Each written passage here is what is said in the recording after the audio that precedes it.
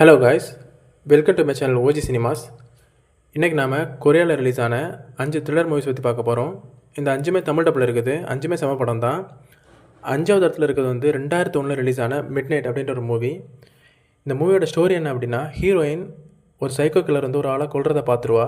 So அவன் என்ன பண்ணுறான் அப்படின்னா, அவனோட நெக்ஸ்ட் டார்கெட்டாக ஹீரோயினை ஃபிக்ஸ் பண்ணுறான். ஸோ அவன்கிட்ட ஹீரோயின் தப்பிச்சாங்களா இல்லையாங்கிறத ரிமைனிங் ஸ்டோரி. இந்த படம் வந்து கடைசி வரைக்கும் த்ரில்லிங்காக தாங்க போகும், செம்மையாக இருக்கும். ஸோ பார்க்காதவங்க கண்டிப்பாக பாருங்கள். 4வது இடத்துல இருக்கிறது வந்து த விட்ச் அப்படின்ற ஒரு மூவி. இது வந்து 2 பார்ட் இருக்குது. ஆனால் ஃபஸ்ட் பார்ட் தான் நல்லாயிருக்கும். 2018 ரிலீஸ் ஆச்சு. இதோட ஸ்டோரி என்ன அப்படின்னா, ஹீரோயின் வந்து ஒரு ரிசர்ச் சென்டர்லேருந்து தப்பிச்சு வந்து ஒரு கப்புள்ஸ்கிட்டவே ஜாயின்ட் ஆகிறா. அந்த கப்புள்ஸ் தான் அவளை சின்ன வயசுலேருந்தே வளர்க்குறாங்க. 10 வருஷத்துக்கு அப்புறம் அவளை தேடி அந்த ரிசர்ச் சென்டர்லேருந்து ஆட்கள் வராங்க. ஸோ அவங்கள்ட்ட வந்து எப்படி தப்பிச்சாங்கிறதா ரிமைனிங் ஸ்டோரி. இந்த படம் வந்து ஆக்ஷன் மூவிங்க. ஃபைட்டெல்லாம் செமையாக இருக்கும். ஹீரோயின் வந்து செமையாக நடிச்சிருப்பா. பெர்ஃபார்மன்ஸும் நல்லாயிருக்கும், ஃபைட்டும் நல்லாயிருக்கும். ஸோ பார்க்காதவங்க பாருங்கள். 3வது இடத்துல இருக்கிறது வந்து த வெயிலிங்னு ஒரு படம். இந்த படம் வந்து 2016 ரிலீஸ் ஆச்சு. இது வந்து ஒரு ஹாரர் த்ரில்லர். இந்த மூவி வந்து செமையாக இருக்குங்க. இதோட ஸ்டோரி என்ன அப்படின்னா, ஒரு ஊருக்கு ஒரு ஆள் வராரு. அந்த ஆள் வந்ததுலேருந்தே அந்த ஊரில் வந்து நிறைய நோய் பரவுது, ப்ளஸ் எல்லோரும் இறந்து போகிறாங்க. ஸோ அது எதனால் அந்த ஆள் யாருங்கிறதா ரிமைனிங் ஸ்டோரி. செம படங்க. கிளைமேக்ஸில் ஒரு ட்விஸ்ட் இருக்கும், கெஸ்ஸே பண்ண முடியாது, அப்படி ஒரு ட்விஸ்ட்டுங்க இது. இது பார்க்கவே பயமாக இருக்குங்க இந்த படம். ஸோ நல்ல படம், யாரும் மிஸ் பண்ணாதீங்க.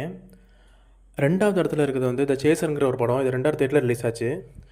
இதோட ஸ்டோரி என்ன அப்படின்னா, ஹீரோ வந்து ஒரு எக்ஸ் காப் வந்து இவர் என்ன பண்ணுவார் அப்படின்னா, 5-6 பொண்ணுங்களை வச்சு பிஸ்னஸ் பண்ணுவார். ஸோ யார் கால் பண்ணி கேட்டாலும் அவங்கள அந்த வீட்டுக்கு அனுப்புவார் நைட்டு.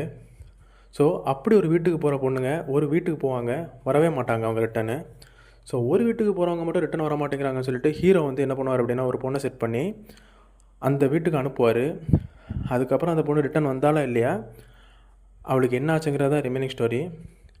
ஸோ செம்மையாக இருக்குங்க. ஆக்ஷன் படம், ஃபைட்டெல்லாம் நல்லாயிருக்கும், த்ரில்லிங்காகவும் இருக்கும். இந்த படத்தில் வந்து ஒரு சைக்கோ கில்லர் நடிச்சிருப்பான், செம்மையாக நடிச்சிருப்பாங்க. பர்ஃபார்மன்ஸே தீயாக இருக்குங்க.